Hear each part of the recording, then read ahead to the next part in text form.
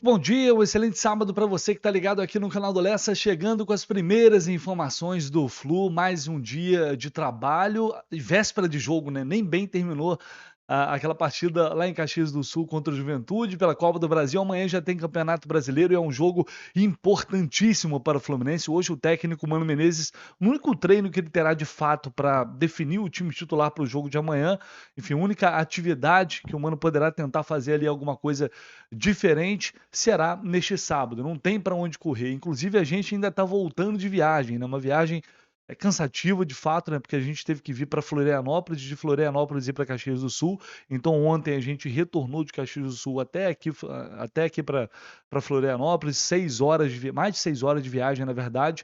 E o nosso voo é agora na manhã deste sábado. Então, quando você estiver assistindo esse vídeo, provavelmente já estarei a caminho do Rio de Janeiro para a gente voltar, respirar um pouquinho, descansar muito pouco, né? Muito pouco. Realmente essa viagem ficou muito corrida devido, enfim, à impossibilidade da gente ir direto para Caxias do Sul. Mas é isso, não tem jeito, é um desafio atrás do outro e sempre o mais importante será levar até você, o torcedor tricolor, até vocês que acompanham aqui o canal do Lessa, o Jornada que até o 1902, para que vocês estejam sempre ali pertinho, lado a lado do Fluminense nessa caminhada muito importante no Campeonato Brasileiro. Mas ainda vou falar sobre o jogo de amanhã, só que temos muitas notícias e muitas informações. O Fluminense segue no mercado de transferências e segue abrindo os cofres. Tem mais jogador chegando, tem reforço chegando, é atacante e também do futebol uruguaio. Eu vou trazer todos os detalhes para vocês aqui neste momento de Emiliano Gomes, que pode se tornar mais um reforço do Flu, além de outros assuntos importantes. Então, para você não esquecer, já vai aqui no botãozinho do like, deixa aqui o seu like, deixa o seu comentário. Se você está chegando aqui pela primeira vez no canal do Lessa, seja muito bem-vindo e não se esqueça de se inscrever por aqui para fechar junto com a gente todos os dias, sempre naquela correria, no esforço para deixar você muito bem informado. Então, bora de notícia. Apurou, confirmou, publicou, emplacou! E eu só acredito no Lessa!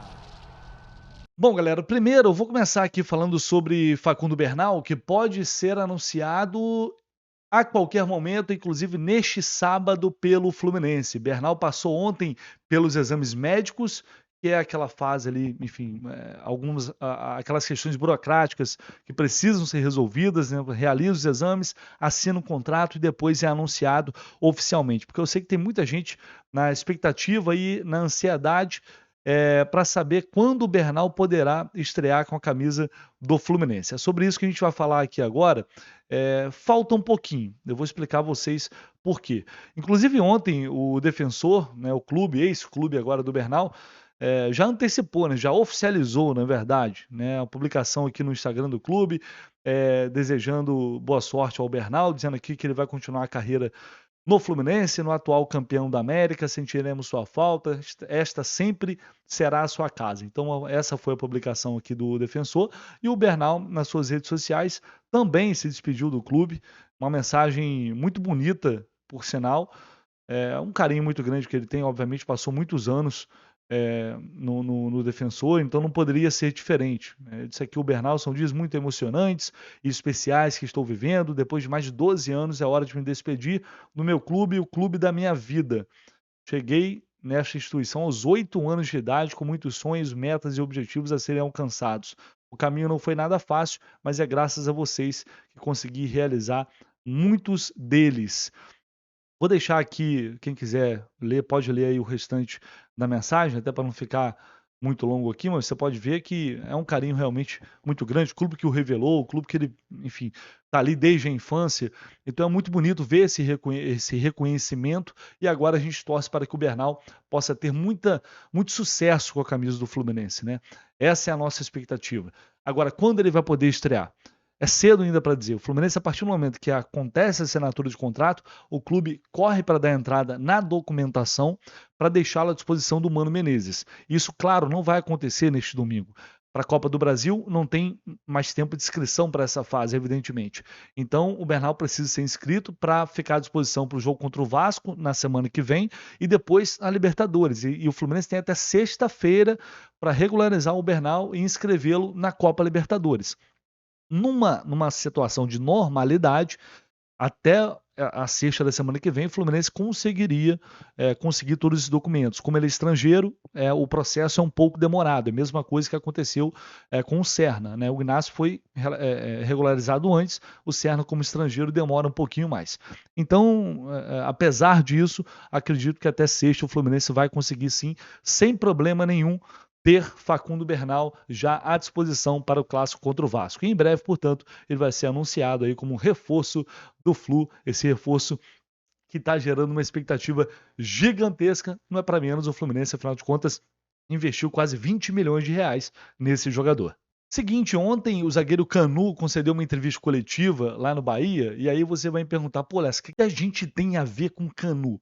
Claro, além dele ser o próximo adversário do Fluminense, amanhã, inclusive, ele falou sobre a declaração do técnico Mano Menezes, que reclamou do calendário e disse que o Bahia vai ficar de perninhas pro ar, iria ficar, no caso, né? Ou ficou. É porque ele falou isso em relação ao Bahia ter jogado na terça-feira pela Copa do Brasil e o Fluminense só jogou quinta, e os dois se enfrentam no domingo.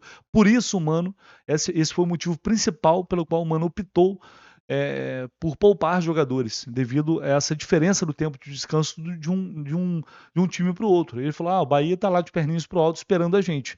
E aí o Canu, ele respondeu a essa declaração do Mano.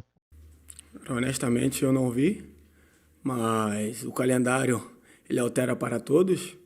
Nós viemos de 2 jogos em sequência, domingo, quarta, e botaram um jogo nosso contra o Cuiabá, sendo que teríamos uma semana livre, e adiantaram o jogo. Agora a gente acabou de fazer uma sequência pesada também. Então acho que o calendário é ruim para todos, o Cuiabá também reclamou, o Inter também. Então acho que é ruim para todos, talvez cabe mais da organização de cima do que dos clubes. O que a gente tem que fazer é se cuidar, como eu falo em todas as entrevistas, estar preparado para os jogos, porque se o que acontecer depois pode ser como desculpa e a gente não quer isso. Então a gente quer trabalhar, a gente quer estar preparado para os jogos, independente do calendário. O Mano aí, eu não acho nem que a declaração do Mano foi para atacar o Bahia, para provocar o Bahia, nem nada disso. E o Canu foi educado também, até porque não é uma situação que não depende deles, né? Hoje o Campeonato Brasileiro, quem manda é a TV que detém o direito de transmissão, no caso é a TV Globo. É a TV Globo que determina, eu quero Botafogo Bahia numa terça-feira, eu quero esse jogo aqui na quinta-feira. E não estão nem aí se um time vai descansar mais tempo que o outro. É quem coloca dinheiro. No fim das contas, é quem paga também os altos salários de jogadores, né, transferência e por aí vai.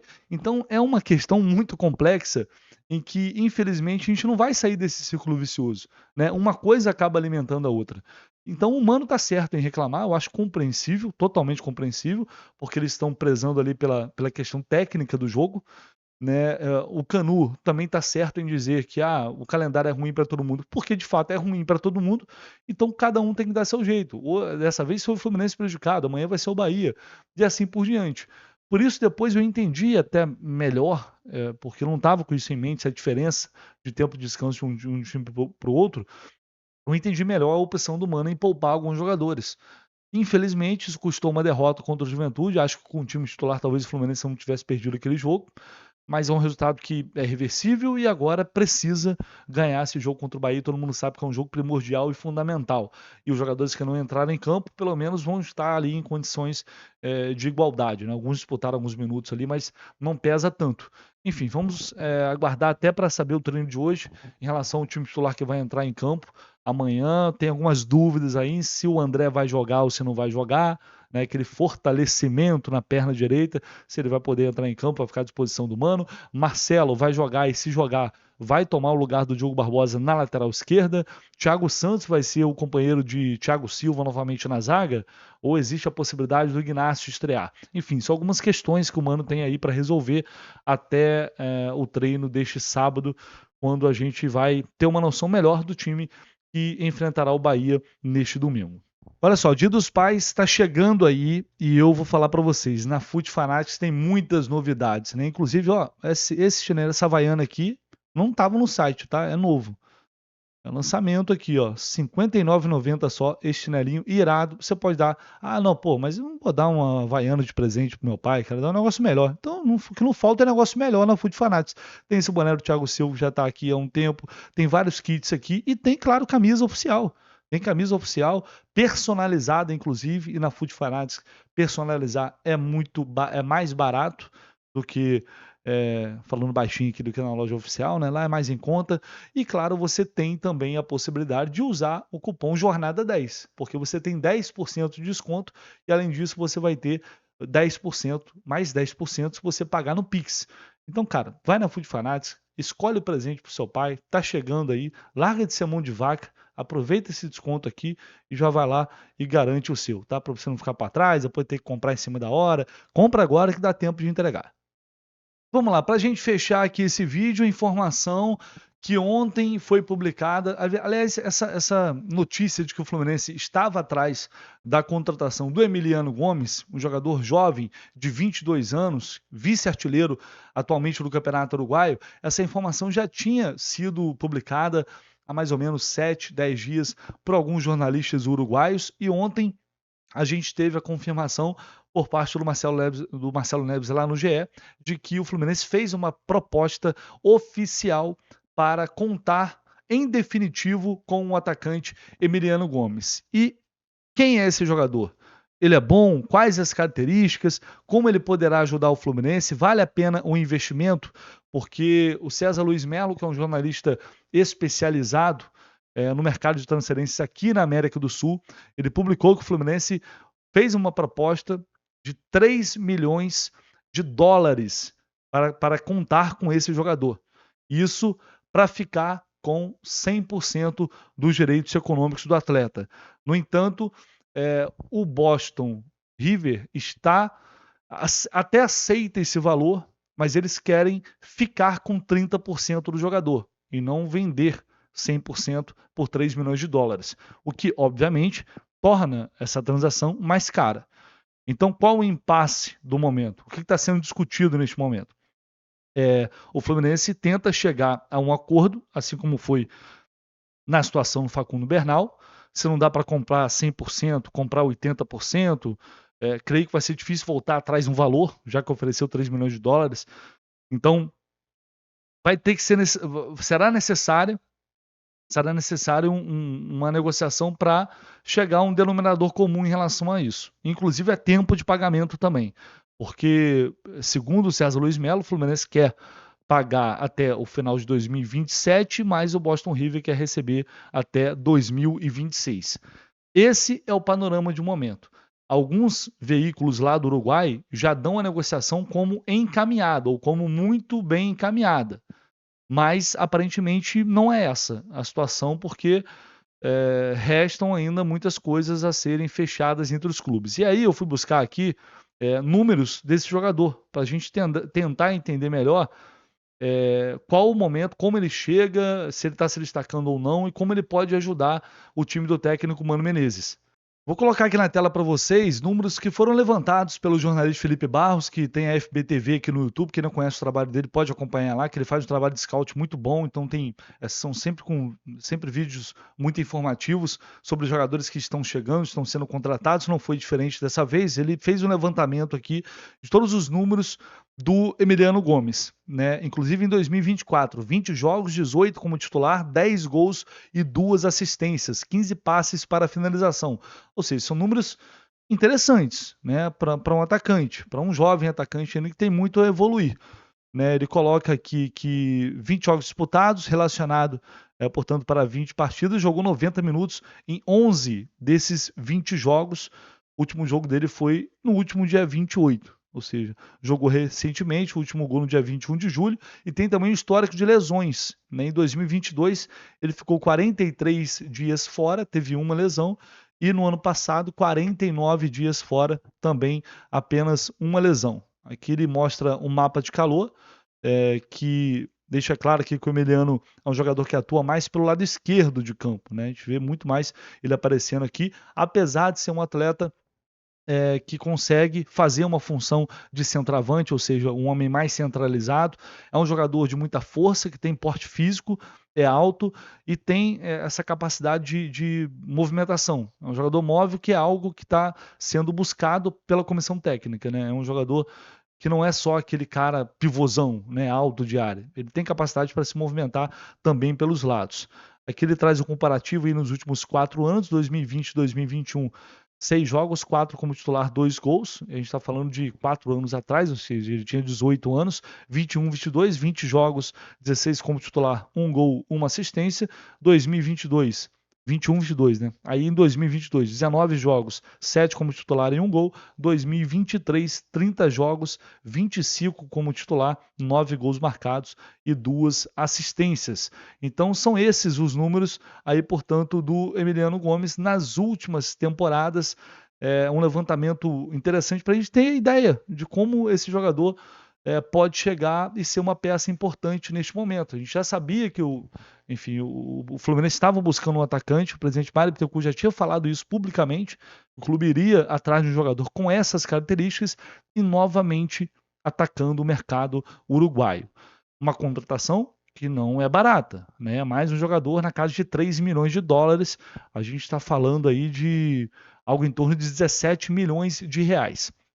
E aí, assim, chama atenção porque o Fluminense mais uma vez abre os cofres. Até então o discurso era de que o clube não tinha dinheiro para contratar e agora está investindo, talvez muito pelo desespero de sair dessa situação, deixando claro que são jogadores, o Emiliano Gomes e o Facundo Bernal, são apostas que fazem total sentido.